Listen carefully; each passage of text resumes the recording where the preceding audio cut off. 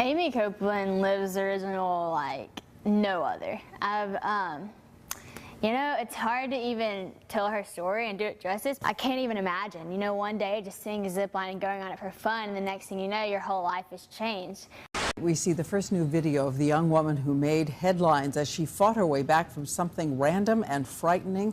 She was on the zip line with her friends, had an accident, and may I introduce to you, for the first time in our studio, Aimee Copeland. So the biggest thing that I wish people knew about having a physical disability is that it's really more of a difference than what I would call like a disability. We all have different abilities. Some of us have strengths that other people don't have.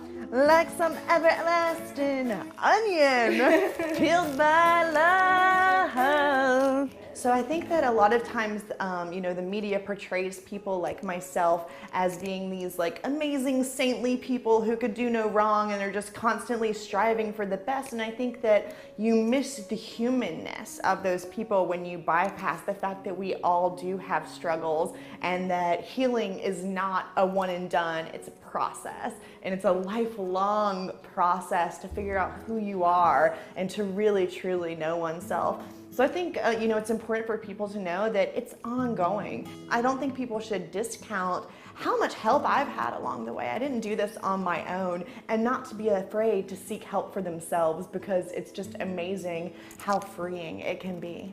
And just because I have a physical disability, quote unquote, you know, I'm different than other people, doesn't mean that I can't do all the things if I'm allowed the opportunity to. So I might have to do it in a different way. I might need certain equipment to do certain things, just like other people who have these differences. But if you give us the equipment we need, you know, if we have a way to get to the place where we're trying to go, if it's accessible. So if you build it, they will come, is kind of what it all boils down to, and just making things as accessible as possible for people with all differences, not just physical disabilities.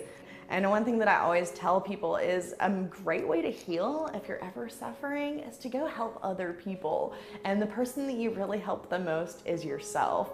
Another way that I try to give back in the community is just by my presence every day. When I you know, live in an area that's very walkable, and when I walk down the streets, I look people in the eye and I say hello and ask them how they're doing, and I try to connect with everybody that I meet.